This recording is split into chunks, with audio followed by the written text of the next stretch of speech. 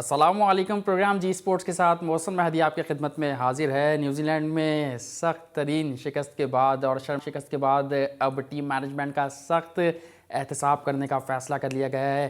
Batting coach Yunus Khan के हवाले से भी, उनकी डायरी के हवाले से भी पूछा जाएगा और वक़ार यूनुस के साथ भी बाकायदा अलग मीटिंग की जाएगी। इन तमाम तर इशूज़ पर आज के शो में गुफ्तगू करेंगे और इन बड़े इशूज़ पर बात करने के लिए हमारे साथ एक बड़ी शख्सियत मौजूद है। क्रिकेट को काफ़ी गहरी निगाह से देखते हैं, कमेंट्री भी कर चुके हैं पाकिस्तान क्रिकेट बोर्ड की जानिब से डोमेस्टिक में, और हमने देखा कि बहुत खुलकर बात करते हैं। जहां बात किसी की अगर चापलूसी की बात की जाए वो आदत इनमें नहीं। मैं बात कर रहा हूं senior sports journalist Mirza Iqbal Baig साहब की। इकबाल बेग साहब, आपको वेलकम करेंगे शो में। बहुत बहुत शुक्रिया मोहसिन, आपके इन उम्दा अल्फाज का। I am really grateful. Thank you sir. Sir, गुफ्तगू का आगाज़ करेंगे लेकिन सबसे पहले हमारा एक सेगमेंट होता है टॉप स्टोरीज़ का। सबसे पहले उसकी जानिब बढ़ते हैं। कौमी टीम की दौरा न्यूजीलैंड पर तनकीद बिल्कुल ठीक है। पाकिस्तान में होम सीरीज है, अच्छा चांस होगा कि न्यूजीलैंड की गलतियों को दूर करें।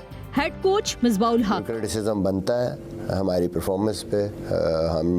हमने अपनी जो पोटेंशियल है उससे नीचे थे हम। कौमी टीम की परफॉर्मेंस ने आंसू निकलवा दिए हैं। मेरी उम्मीदें अब वुमेन टीम से वाबस्ता हैं। दौरा न्यूजीलैंड में मायूस कुन कारकर्दगी पर वफाकी वजीर फवाद चौधरी की कौमी टीम पर शदीद तनकीद। पाकिस्तान क्रिकेट टीम की कोचिंग में मुझे कोई विजन नजर नहीं आ रहा, Azhar Mahmood. England women's cricket team रवां साल अक्टूबर में पहली मर्तबा पाकिस्तान का दौरा करेगी। Women's world champion team 2 T20 और 3 एक रोजा मैचेस के लिए पाकिस्तान आएगी। कौमी वनडे टूर्नामेंट कल से कराची में हो रहा है। कामरान अकमल और अहमद शहजाद टूर्नामेंट से बाहर। कौमी क्रिकेट टीम के फास्ट बॉलर हारिस रऊफ ने बिग बैश लीग के लिए मेलबर्न स्टार्स को ज्वाइन कर लिया। PHF ने एशिया कप की मेजबानी की पेशकश कर दी। एशियन हॉकी फेडरेशन के आइंदा इजलास में एशिया कप की मेजबानी का फैसला किया जाएगा। कारवाओ कप फुटबॉल में मैनचेस्टर सिटी ने मैनचेस्टर यूनाइटेड को 2 गोल से पछाड़ दिया। इवेंट का फाइनल अप्रैल में मैनचेस्टर सिटी और टाइटेनियम के दरमियान खेला जाएगा। टॉप स्टोरीज आपने देखी और कल से वनडे कप का भी आगाज होने जा रहा है पाकिस्तान के। मिर्ज़ा इकबाल बेग साहब हमारे साथ मौजूद हैं मैच पर बात करने के लिए। पहले तो मैं उनसे जानना चाहूँगा, इकबाल बेग साहब, इस दौरे से, इस टेस्ट सीरीज से, इस इबरतनाक शिकस्त से पाकिस्तान क्रिकेट टीम को अब क्या सीखना चाहिए कि आगे मामलात बेहतर हों? और ओवरऑल अगर बात की जाए इस दौरे को आपने कैसा देखा? देखिए मोहसिन, पाकिस्तान क्रिकेट को सीखना चाहिए। और जब भी गैर मुल्की दौरे होते हैं, पाकिस्तानी टीम शिकस्त से दो चार हो रही, खासतौर पर मिसबाउल हक की कोचिंग, जब से उन्होंने सितंबर 2009 में टीम की कोचिंग संभाली और 2019 में, और फिर दिसंबर 2019 में पाकिस्तानी टीम जो थी वो ऑस्ट्रेलिया के दौरे पर गई। पाकिस्तान ऑस्ट्रेलिया के खिलाफ टेस्ट और T20 सीरीज हारा। उसके बाद गुज़िश्ता बरस पाकिस्तानी टीम इंग्लैंड के दौरे पर गई, इंग्लैंड में पाकिस्तान हारा, और अब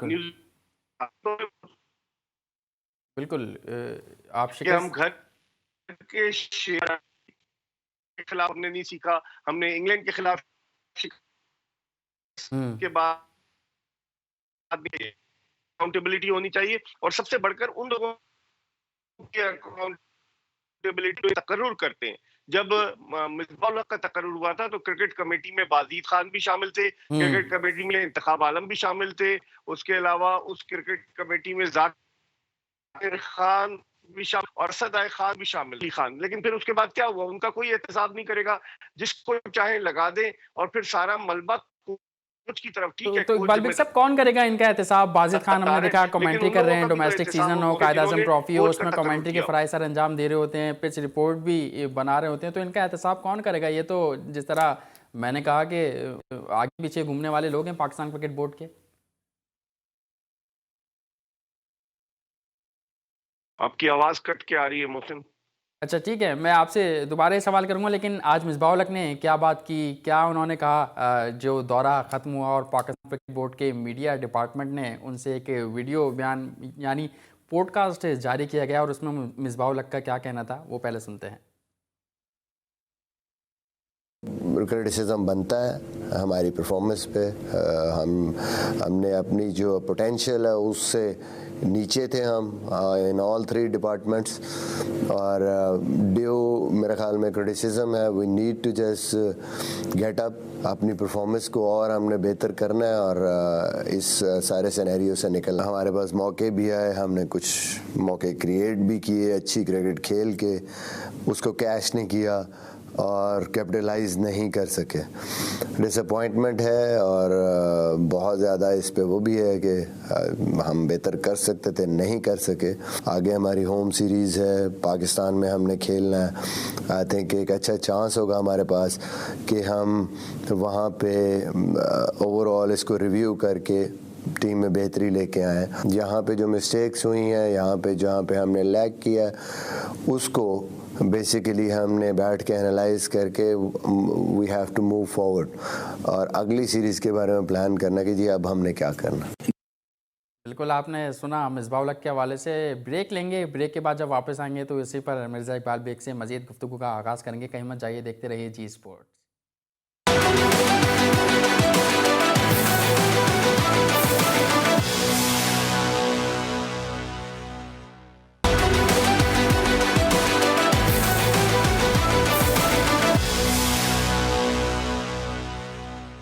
welcome back after a short commercial break. Senior sports journalist Mirza Iqbal Baig साहब हमारे साथ मौजूद हैं। बेग साहब, आपने ये बात कही थी कि मिसबाह उल हक को लाने वालों का भी एहतसाब होना चाहिए, जिसमें बाजिद खान, वसीम अकरम और इंतखाब आलम वगैरह कमेटी पूरी शामिल है। तो बाजिद खान जैसे क्रिकेटर्स तो पाकिस्तान क्रिकेट बोर्ड के आगे पीछे घूम रहे होते हैं, तो इनका कैसे एहतसाब होगा और कौन करेगा इनका एहतसाब? देखिए, मोहसिन, बाजिद खान सिर्फ एक टेस्ट मैच खेले और उनके क्रेडिट पे ये जाता है कि 3 नस्लें खेली, यानी उनके दादा डॉक्टर जहांगीर खान गैर मुनक़सिम हिंदुस्तान की जानिब से खेले और उनके वालिद माजिद खान पाकिस्तान की जानिब से खेले, और बाजिद खान जो है वो उनके अंकल हैं पाकिस्तान क्रिकेट बोर्ड के pattern in chief Imran Khan. लेकिन वो एक टेस्ट मैच खेले, उनको रख लिया कमेटी में इसलिए कि तहरीक इंसाफ की हुकूमत है और भी बहुत सारे टेस्ट खेलने वाले टेस्ट क्रिकेटर मौजूद थे, लेकिन उनको नहीं रखा गया। एक माफिया है पाकिस्तान क्रिकेट बोर्ड में कि जिसने अपने पंजे गाड़े हुए, जो पाकिस्तान क्रिकेट बोर्ड के आला ओहदेदारान की खुशामद करता है, जो पाकिस्तान क्रिकेट बोर्ड के आला ओहदेदारान की तारीफों के पुल बांध देता है, जिसकी वजह से उन्हें रिवॉर्ड मिलता है। मैं समझता हूँ कि सोचना चाहिए, क्योंकि तनकीद बराए तनकीद नहीं होनी चाहिए, तनकीद बराए इस्लाह होनी चाहिए। और मैं तो हमेशा से तनकीद जो करता हूँ उसमें इस्लाह का पहलू होता है। मेरी कोई दुश्मनी नहीं किसी से, ना मैं किसी से कुछ मुझे चाहिए, लेकिन जो बात हक की होगी वो मैं करूंगा। मैं यही कहूंगा मोहसिन साहब, होना चाहिए उन लोगों का कि जो मिसबाह उल हक को लेकर आए। मिसबाह उल हक को क्रिकेट कमेटी में वो पहले तो खुद शामिल थे, उस क्रिकेट कमेटी में कि जिसने मिकी आर्थर को फारिग किया। फिर उसके बाद मिसबाह उल हक खुद ही हेड कोच बन गए और उसी क्रिकेट कमेटी ने वो क्रिकेट कमेटी से हटे और उन्हें रेकमेंड कर दिया। तो भाई, क्रिकेट कमेटी को किसने बनाया? फिर वसीम खान साहब उस क्रिकेट कमेटी से चले गए। चौथे चेयरमैन आए सलीम यूसुफ साहब, जिनके बारे में आप भी सारा दिन फील्ड में रहते हैं, मुझे बता दें आपको कहां सलीम यूसुफ नजर आए किसी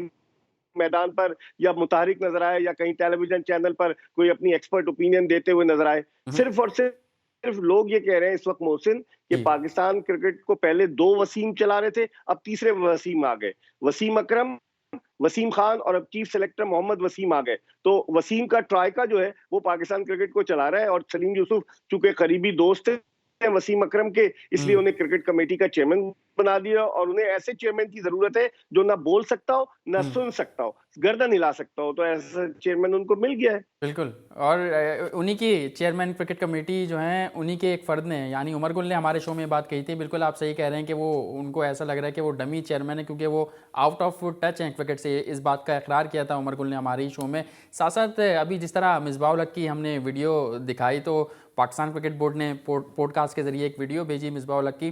तो आपको लगता है कि मिसबाह उल हक जब वतन वापस आएंगे तो पाकिस्तान क्रिकेट बोर्ड का मीडिया डिपार्टमेंट उनको सहाफ़ियों के सामने बिठाएगा, सवालात के जवाबात का सेशन होगा, या बस पॉडकास्ट के ज़रिए जो उन्होंने बात कही वही काफ़ी है? देखिए, पाकिस्तान क्रिकेट बोर्ड का मीडिया जो है वो ज़्यादातर मीडिया पे चल रहा है। आप देखें कायद-ए-आज़म ट्रॉफी के लम्हे लम्हे की जो रिपोर्ट थी वो मिलती थी कि लंच पे क्या स्कोर हुआ, किसने क्या कहा। लेकिन मिसबाह-उल हक का मुझे लगता है उनकी वीडियो बनाकर जो इब्राहिम बदीस गए हुए मीडिया मैनेजर, उनसे वीडियो बनवाकर जारी की गई, क्योंकि बहुत ज्यादा क्रिटिसिज्म हो रहा था। और बिल्कुल। मिसबाह-उल हक जो 19 सितंबर 2009 को पाकिस्तान क्रिकेट बोर्ड के ब्लू आइड बॉय थे, पल में हीरो और पल में जीरो वाली बात है। अब वो क्रिकेट बोर्ड की नजर में इतने अच्छे नहीं रहे। पस्से अच्छा। पर्दा जो क्यों, वजह क्या है? उसकी वजह ये, एक तो उनकी परफॉर्मेंस, उसमें तो कोई जी। शक नहीं कि एज अ हेड वो नाकाम। हम्म। कहना है कि अब मुस्बा को और मौका नहीं मिलना चाहिए। और क्रिकेट बोर्ड के चेयरमैन और चीफ एग्जीक्यूटिव जो है, उस साबिक कप्तान की हर बात पर सरे तस्लीम खम करते हैं। तो यही होगा कि मिसबाह-उल हक आएंगे। अभी मुझे लग रहा है मोहसिन के साउथ अफ्रीका के खिलाफ सीरीज में तो उनको रखा जाए, क्योंकि 26 जनवरी से कराची में टेस्ट मैच शुरू हो रहा है। बिल्कुल। 10 जनवरी को टीम वापस है, इतनी जल्दी नहीं होगा। और दूसरे एक बात आपको और बताऊं कि अगर अभी क्रिकेट बोर्ड मिसबाह-उल हक का कॉन्ट्रैक्ट खत्म करता है, तो उस कॉन्ट्रैक्ट के खत्म करने की सूरत में उन्हें 4 महीने की तनख्वाह देनी पड़ेगी मिसबाह-उल हक की। और अगर मिसबाह-उल हक पे दबाव डाल के उनसे इस्तीफा लिया जाता है, जैसे उन्होंने चीफ सेलेक्टर से रिजाइन करने का ऐलान किया था प्रेस कॉन्फ्रेंस में, तब तो बोर्ड बच जाएगा। लेकिन मुझे लगता है इस मर्तबा मिसबाह-उल हक मज़ाहमत करेंगे, जो उनके जराए कहते हैं कि वो इस्तीफा नहीं देंगे तो साउथ अफ्रीका के खिलाफ सीरीज में तो वो पाकिस्तानी टीम के हेड कोच होंगे। उसके बाद देखा जाएगा कि पाकिस्तान क्रिकेट बोर्ड क्या करता है, उसे एडवर्टाइज करना पड़ेगा। अगर वो इस्तीफा नहीं देते तो क्रिकेट बोर्ड को जो पेपरा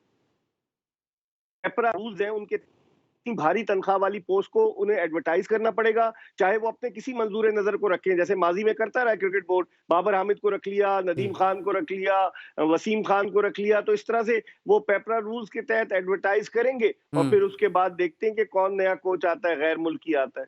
बिल्कुल। बातें तो ये हो रही हैं कि गैर मुल्की कोच लाने का टास्क भी मिल चुका है क्रिकेट कमेटी के एक रुकन को। तो इकबाल बेग साहब, गैर मुल्की कोच की आप बात कर रहे हैं, तो हम गैर मुल्की कोच को ही क्यों मसीहा समझते हैं, ये ज़रा बताइएगा। देखिए मोहसिन, पाकिस्तानी क्रिकेटर्स की जो आपस की सियासत है, हालांकि पाकिस्तान में एक से एक टैलेंटेड आदमी मौजूद है, लेकिन वो कहते हैं कि अब क्रिकेट बड़ी कमर्शलाइज हो गई है, क्रिकेट में नए नए गिमिक्स आ गए। वरना आपको याद होगा 1992 में जब हम वर्ल्ड कप जीते तो एक ही आदमी था, कोच भी था, मैनेजर भी था, इंतखाब आलम। लेकिन अब चूंकि क्रिकेट तब्दील हो गई है और वो 28 बरस पहले की बात थी, 1992 का वर्ल्ड कप, क्रिकेट तब्दील हो गई है और क्रिकेट में अब नई नई चीजें आ गई। तो अब आप देखिए, वीडियो एनालिस्ट भी होता है, फिजियोथेरेपिस्ट भी होता है, ट्रेनर भी होता है। और मिसबाह-उल हक तो अपने साथ असिस्टेंट मैनेजर को भी ले गए थे, शाहिद असलम को, जो पाकिस्तान क्रिकेट बोर्ड के मुलाजिम है, जिनकी बिल्कुल। नौकरी है पाकिस्तान क्रिकेट बोर्ड के हाई परफॉर्मेंस सेंटर में। इसी तरीके से मंसूर राना, वो पाकिस्तान क्रिकेट बोर्ड के मुलाजिम है, उनकी नौकरी है हाई परफॉर्मेंस सेंटर में। लेकिन वो चूंकि जाकिर खान के मंजूर नजर है, इसलिए वो चले गए। और शाहिद असलम चूंकि मिसबाह-उल हक के मंजूर नजर है, सुना है बेबी सिटिंग बड़ी अच्छी करते हैं, बच्चों की बड़ी तवज्जो के साथ देखभाल करते हैं शाहिद असलम। मैंने खुद अपनी आंखों से देखा 2016 में जो इंग्लैंड की सीरीज में गए हुए थे, तो वो जी। कहीं ना कहीं से घुस जाते हैं। ये उनका काम नहीं, उनका काम तो वहाँ हाई परफॉर्मेंस सेंटर में कोचिंग करना है। तो जो मंजूर नजर है बस वो आ रहा है, अब अल्लाह खैर करे। गैर मुल्की कोच की जो बात की मोहसिन आपने, जी। माजी में हम गैर मुल्की कोच रख चुके हैं। मिकी आर्थर थे गैर मुल्की कोच, उसके अलावा आपके डेव वॉटमोर थे, बॉब वुलमर थे, जेफ लॉसन थे। तो गैर मुल्की कोच से कम सियासत तो नहीं करते ना खिलाड़ी, जिस तरह की सियासत मुल्की कोच के होते हुए होती है। तो शायद एक बुनियादी वजह इसकी एक ये भी मैं समझता हूँ। बिल्कुल। और यही बात हमारे शो में यासिर अरफात साहब ने भी कही थी कि मुल्की कोच सियासत करते हैं बनिस्बत गैर मुल्की कोच के। साथ साथ मिसबाह-उल हक की हम बात कर रहे हैं और तमाम ही लोग मिसबाह-उल हक पर तनकीद कर रहे हैं। यहाँ अगर मैनेजमेंट की बात करें तो वहाँ यूनुस खान भी मौजूद थे, वक़ार यूनुस भी मौजूद हैं। कहा यह भी चाह रहे हैं कि मैनेजमेंट में आपस में ही ग्रुप बंदी है। साथ साथ यूनुस खान के हवाले से आप क्या कहेंगे, क्योंकि बल्लेबाजी की भी हमने देखी, चाहे वो इंग्लैंड का दौरा हो या दौरा न्यूजीलैंड हो, बल्लेबाजी भी इतनी कमाल की हमें नहीं दिखी। देखें, यूनुस खान जो थे वो आइडियल आदमी थे पाकिस्तान क्रिकेट बोर्ड के हाई परफॉर्मेंस सेंटर के लिए, क्योंकि वहाँ हाई परफॉर्मेंस सेंटर में वो अंडर 19 टीम को, अंडर 17 के लड़कों को कोच करते। आप देखें भारत में जिस तरह चेन्नई में भारत की जो क्रिकेट एकेडमी है, वहाँ राहुल द्रविड़ है जो बिल्कुल। भारतीय खिलाड़ियों को कोच करते हैं और फिर वो भारत की सीनियर टीम में शामिल होते हैं। यूनुस खान आइडियल आदमी थे, जो अंडर 19 क्रिकेटर्स हैं, अंडर 17 क्रिकेटर्स हैं, अगर के साथ बैट होते। लेकिन के साथ भेज दिया गया। अब वो सिखा तो सकते नहीं है, और फिर सबसे बड़ी चीज है वो क्या बताएंगे जब टीम का इंतखाब ही मेरिट पर नहीं हो रहा, पसंद नापसंद की बुनियाद पर हो रहा है। मैं पहले भी मोहसिन मुख्तलिफ चैनल्स पर कहता आ रहा हूं कि जो भी लड़का अगर सुई नॉर्दर्न गैस पाइपलाइन से, फैसलाबाद से या इस्लामाबाद यूनाइटेड से खेलता रहा हो, मिसबाह उल हक उसे टीम में सेलेक्ट कर लेते थे। अब तो वो चीफ सेलेक्टर नहीं रहे। आप जी। उठा के देख लें कि बेशुमार एग्जांपल्स है। सबसे बड़ी एग्जांपल जफर गौहर की है। Zafar Gohar left arm spinner, वो पहले इस्लामाबाद यूनाइटेड से खेले, मिसबाह उल हक ने उनको देखा हुआ है। एक लेफ्ट आर्म स्पिनर था नवाब शाह का काशिफ भट्टी, वो पाकिस्तानी टीम के साथ ऑस्ट्रेलिया गया, वो पाकिस्तानी टीम के साथ इंग्लैंड गया, बगैर खेले आया और बाहर हो गया। और जफर गौहर टेस्ट डेब्यू करके, मैं उनके खिलाफ नहीं हूँ, यंग है, अच्छे हैं, एक सेंचुरी उन्होंने फर्स्ट क्लास क्रिकेट में बनाई है। पहली इनिंग्स में 34 रन, दूसरी इनिंग्स में उन्होंने 37 रन बनाए क्राइस्टचर्च टेस्ट की, लेकिन उनका असल काम बॉलिंग करना है। बॉलिंग में वो नाकाम रहे, 159 रन दिए, कोई विकेट नहीं ली। तो जो पसंद, मतलब जिन पर मिसबाह उल हक, जिनको देखा होता है, जिन पर वो ट्रस्ट करते हैं, उन लड़कों को लेकर आते हैं। और वो गरीब लड़के जो डोमेस्टिक सर्किट में अपना पसीना बहाते हैं, वो बेचारे इंतजार में रहते हैं अपनी बारी के। बिल्कुल, अपनी बारी के इंतज़ार में रहते हैं। डोमेस्टिक की आपने बात की, इस वक्त हम चलते हैं अपनी नुमाइंदा सबा पाशा की जानिब। वो एक खबर आपके लिए लेकर आई हैं, और वो खबर वुमेंस क्रिकेट के लिए एक अच्छी खबर है पाकिस्तान क्रिकेट बोर्ड की जानिब से कि पहली बार इंग्लैंड की वुमेन क्रिकेट टीम पाकिस्तान का दौरा करेगी। क्या खबर है, क्या तफसीलात हैं, जानते हैं सबा पाशा से। सबा, बताइएगा। जी बिल्कुल, एक बड़ी खबर जो है वो सामने आई है कि इंग्लैंड विमेंस क्रिकेट टीम रवां साल अक्टूबर में पहली मरतबा पाकिस्तान का दौरा करेगी, जिस दौरान जो है इंग्लैंड की विमेंस क्रिकेट टीम भी एक्शन में नजर आएगी, जबकि women's world champion team 2 T20 matches और 3 एक रोज़ा मैचेस खेलने के लिए पाकिस्तान आएगी। दोनों T20 मैचेस जो हैं 14 और 15 अक्टूबर को कराची में खेले जाएंगे, जिसके साथ साथ जो मेंस के क्रिकेट टीम है वो भी जो है मैचेस जो है उसके भी एक्शन में नजर आएगी। साथ साथ इंग्लैंड की मेंस क्रिकेट टीम पाकिस्तान के खिलाफ T20 मैचेस ही खेल रही होगी। नेशनल स्टेडियम कराची में खेले जाने वाले चारों मैचेस डबल हेडर की बुनियाद पे जो है वो मुनक्किद किए जाएंगे, जबकि पाकिस्तान और इंग्लैंड की खवातीन क्रिकेट टीमों के माबैन 3 एक रोजा इंटरनेशनल मैचेस 18, 20 और 22 अक्टूबर को खेले जाएंगे, जिसके साथ जो इंग्लैंड मेंस क्रिकेट टीम ने आखिरी मरतबा साल 2005 में जो है वो पाकिस्तान का दौरा किया था। अब वनडे इंटरनेशनल क्रिकेट के आलमी चैंपियन टीम का ये पहला दौरा पाकिस्तान जो है वो मुनक्किद होगा। ठीक है, बहुत शुक्रिया सबा पाशा आपका कि आपने इस अहम तफसीलात से आगाह किया। वक्त है ब्रेक का। ब्रेक के बाद जब वापस आएंगे तो मिर्ज़ा इकबाल बेग साहब से मज़ीद गुफ्तगू का सिलसिला जारी रखेंगे। कहीं मत जाइए, देखते रहिए जी स्पोर्ट्स।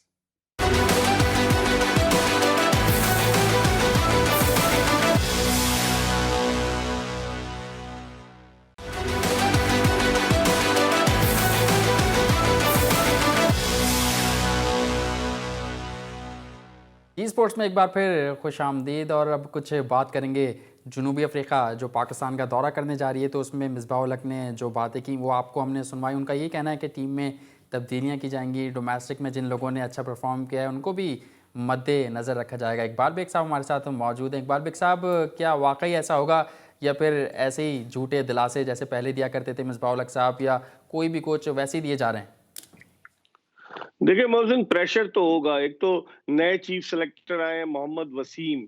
अब देखना ये है कि मोहम्मद वसीम जो है आया कोई डिसीजन लेते हैं या नहीं लेते। बाद लोग तो यही कहते हैं कि उनको भी रखवाने में पाकिस्तान के एक साबिक कप्तान का बड़ा रोल है और उन्हीं की वजह से मोहम्मद वसीम चीफ सेलेक्टर बने। मोहम्मद वसीम क्या करते हैं, टीम का इंतखाब किस तरीके से होता है, जो कोचेज हैं वो उनसे कहीं ज्यादा खेले हुए हैं, जिनमें बासित अली शामिल हैं, अब्दुल जी रज़ाक शामिल हैं, फैसल इकबाल शामिल हैं। ये सब ऐसे कोचेज हैं जो वसीम से ज्यादा क्रिकेट खेले हुए हैं। लेकिन अब देखते हैं कि जब सिलेक्शन कमेटी की मीटिंग होगी, उस मीटिंग के बाद और फिर जब मिसबाह उल हक बैठेंगे तो मिसबाह उल हक जो है वो तो हेड कोच होंगे, तो वो अपना इनपुट देंगे, तो फिर मसाइल तो पैदा होंगे, लेकिन तब्दीलियां तो यकीनन मोहसिन मुतवक्के हैं। अच्छा, कौन आएगा कौन जाएगा ये भी थोड़ा सा बताइएगा।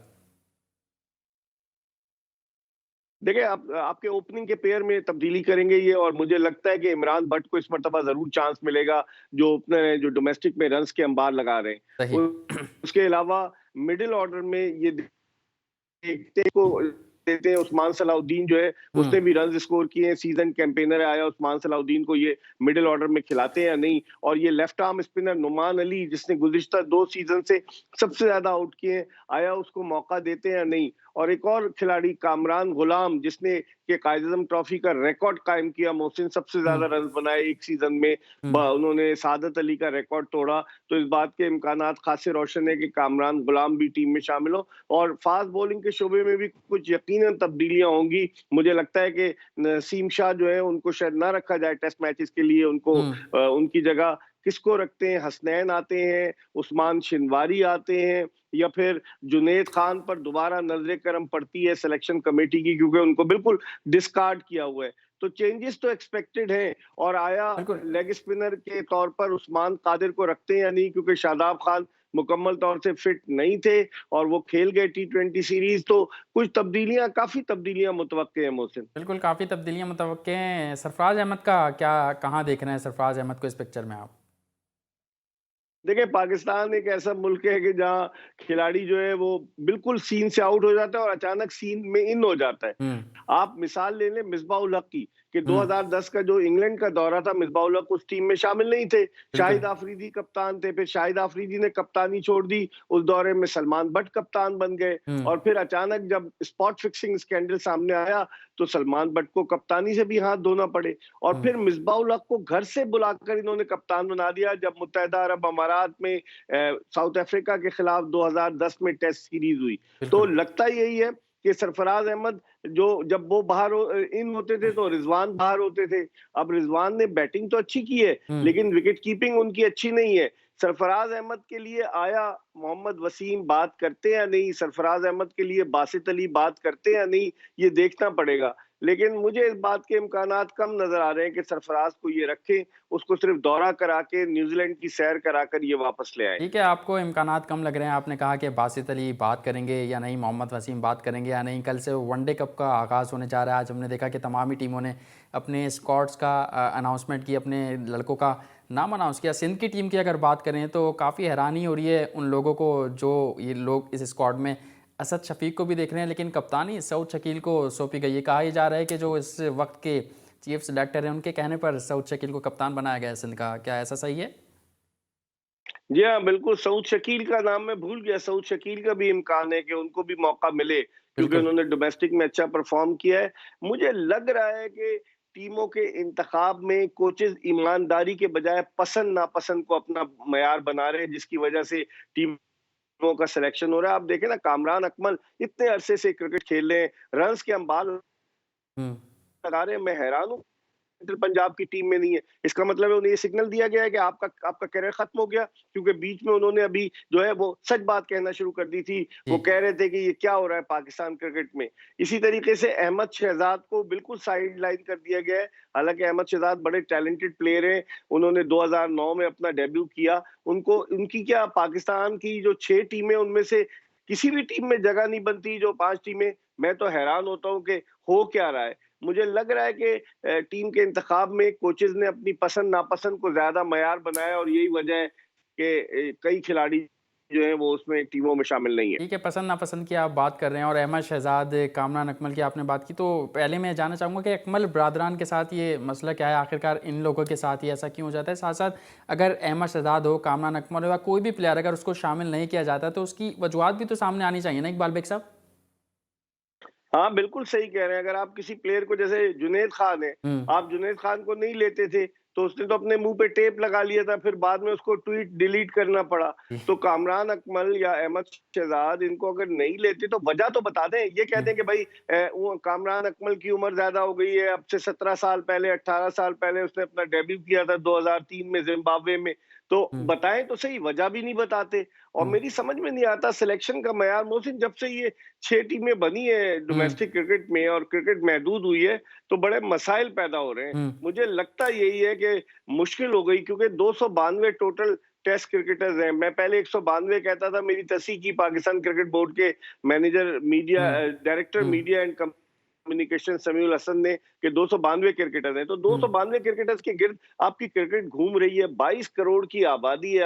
आप साउथ अफ्रीका को देख ले, उन्होंने कम टीमें की थी, लेकिन वो रिवर्ट कर गए अपने पुराने सिस्टम पर। उन्होंने टीमों की तादाद को बढ़ाया है। तो मेरे ख्याल में उसकी एक बुनियादी वजह टीमों का कम होना, और फिर जो कोचेस को इख्तियारात दे दिए गए हैं कि टीम का सिलेक्शन वो करेंगे, वो सियाह सफेद के मालिक बन गए, जिसकी वजह से वो जिसको पसंद करते हैं उसको टीम में रखते हैं, जिसको नहीं पसंद करते वो टीम से बाहर हो बिल्कुल जाते हैं। ऐसे ही। और सिंध की टीम की अगर दोबारा बात करूं मैं आपसे, तो ये भी कहा गया कि कायद आज़म ट्रॉफी में दूसरों के कहने पर उन्होंने लड़के खिलाए, दूसरों के कहने पर उन्होंने जो है टीम बनाई। और ये भी बताया गया ये तमाम तर चीज़ें नदीम खान साहब जो कि डायरेक्टर हाई परफॉर्मेंस सेंटर हैं उनकी नाक के नीचे हो रहा है, वसीम खान साहब जो कि पाकिस्तान क्रिकेट बोर्ड के CEO हैं उनकी नाक के नीचे ये तमाम तर सियाह और सफ़ेद हो रहा है। तो कौन देगा इसका जवाब, क्या होगा? मोहसिन, आपने नदीम खान की बात की। नदीम खान भी उन लोगों में शामिल हैं कि जो बोलते नहीं है, जो उनको अगर बल्फाज दीगर डमी कहा जाए तो बेजा ना होगा। 2 टेस्ट मैचेस वो खेले। पहला टेस्ट मैच 1993 में वेस्ट इंडीज में खेले और 6 साल के तवील अरसे के बाद दूसरा टेस्ट मैच 1999 में चेन्नई में भारत के खिलाफ खेले। और इसके अलावा उन्होंने लेवल 2 का कोचिंग कोर्स किया। इससे पहले वो पाकिस्तान अंडर-19 के मैनेजर रह चुके हैं। क्या था उनके पास, कौन सा तजुर्बा था कि हाई परफॉर्मेंस सेंटर का उन्हें डायरेक्टर बना दिया गया? जिस हाई परफॉर्मेंस सेंटर जिसका नाम पहले माजी में नेशनल क्रिकेट एकेडमी था, उसके जो डायरेक्टर रहे हैं मुदस्सर नजर डायरेक्टर रहे हैं, जो खासी क्रिकेट खेले। आमिर सुहेल उसके डायरेक्टर रहे, बड़े बड़े लोग रहे।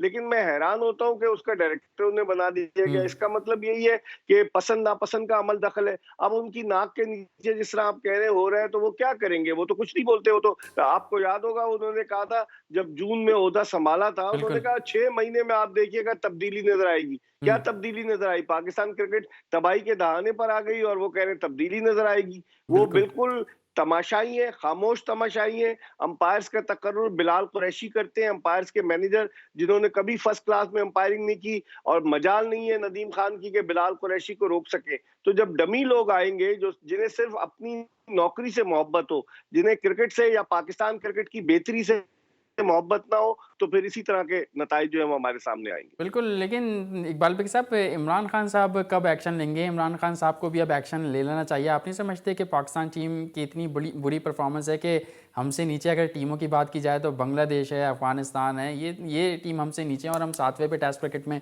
टेस्ट रैंकिंग में स्टैंड कर रहे हैं। वो एक्शन अगर उन्हें लेना होता, लोग तो ये कहते हैं।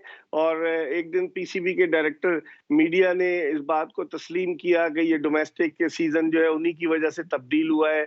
बाज लोग कहते हैं कि सरफराज अहमद की कप्तानी की छुट्टी भी पीसीबी के पैटर्न इन चीफ के कहने पर हुई। इसमें कहां तक सदाकत है? लेकिन अचानक सरफराज को हटाया गया और उसके बाद टीम का हाल देख लें, तो उनको नोटिस तो लेना चाहिए। लेकिन जब उन्होंने अपने लोग लगाए हुए हैं, एहसान मानी साहब बड़े करीब है वजीर आजम के, शौकत खानम के बोर्ड ऑफ डायरेक्टर्स में शामिल हैं, और जब केपीके में खैबर पख्तूनख्वा में हुकूमत थी, जब पिछली हुकूमत थी तहरीक इंसाफ की और विफाक में नहीं थी, तो उस वक्त उन्हें एहसान मानी को गलियात डेवलपमेंट अथॉरिटी का चेयरमैन लगाया गया था। तो वो करीब है। तो जो लोग, और आते ही उनको लगाया गया जो था, जुलाई में इलेक्शन हुए, अगस्त 2018 में आ गए अपने एहसान मानी साहब। तो जिन लोगों को लगाया गया, और एहसान मानी साहब वसीम खान को लेकर आए। बाद लोग कहते हैं कि चूंकि दोनों, एहसान मानी साहब भी ज्यादातर लंदन में रहते हैं, लॉर्ड्स के ग्राउंड के पास एक जगह है स्विस कॉटेज, वहां उनका घर है, तो वो अब पाकिस्तान आ गए और वसीम खान भी आ गए। तो गैर मुल्की लोग चला रहे हैं। क्रिकेट कहाँ जा रही है किसी को कुछ पता नहीं। पाकिस्तान क्रिकेट तबाही के दहाने पर आ गई है। लोग दिल बर्दाश्त है। मोहसिन, आप देखें सोशल मीडिया टीम की कारकर्दगी के बाद भरा हुआ था लोगों के कमेंट से, लेकिन किसी के कानों पर जू रहेंगे तो फिर पाकिस्तान क्रिकेट बेहतरी की तरफ जा सकते। बिल्कुल। और इससे सबसे ज़्यादा नुकसान उन लोगों को होता है जिनके पास सिफारिश नहीं है, टैलेंट है। सिंध में एक और ऐसा केस सामने आया कि विकेट कीपर मोहम्मद हसन है, वो जब टीम बन रही थी टीम में शामिल थे, लेकिन एकदम से किसी के कहने पर पीछे से अबरार को शामिल कर लिया गया। तो ये सब जब चलता रहेगा तो फिर कहाँ हमारी क्रिकेट जाएगी इकबाल बेग साहब? इसमें कोई शक नहीं। बासित अली हमारे दोस्त हैं, मेरी बड़ी रिस्पेक्ट करते हैं, लेकिन उन पर भी लोग उंगलियां उठाते हैं कि उन्होंने लड़कों के इंतखाब में पसंद नापसंद को तरजीह दी। मोहम्मद हसन बड़ा अच्छा विकेट कीपर है, जो अभी कौमी जूनियर सिलेक्शन कमेटी के चेयरमैन है सलीम जाफर, वो मुझे माजी में बताते रहे कि ये लड़का बड़ा टैलेंटेड है, ये आगे आएगा। लेकिन क्या हुआ, उसको ड्रॉप कर दिया, आप किसी और को खिलाते हैं। तो इससे तो साफ जाहिर होता है कि जो सिस्टम तब्दील करने निकले थे आप, वजीर आजम इमरान खान के कहने पर, पैटर्न इन चीफ के कहने पर, उस सिस्टम की तब्दीली से क्या हुआ? हमने क्या खोया? बिल्कुल। और इकबाल बेग साहब, अभी आप जुनैद खान की बात कर रहे थे। जुनैद खान को तो अब्दुल रज़ाक साहब ने इस सीज़न में इस वनडे कप से ही बाहर कर दिया। वो अगर यहाँ पे सिलेक्शन ऐसी करेंगे तो फिर वो कौमी टीम की भी सिलेक्टर्स में शुमार होते हैं, वहाँ कैसी सिलेक्शन करेंगे?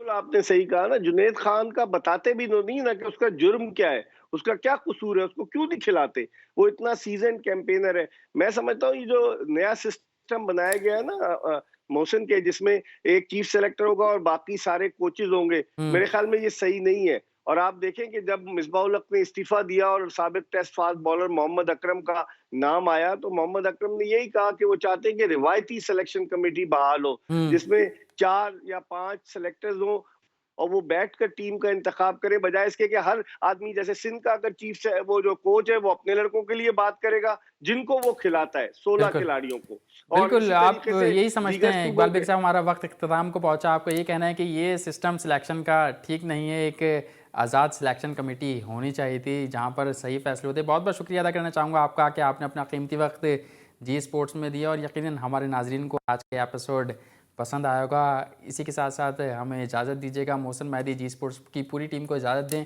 आपसे कल मुलाकात होगी, अपना ख्याल रखिएगा, अल्लाह हाफ़िज़।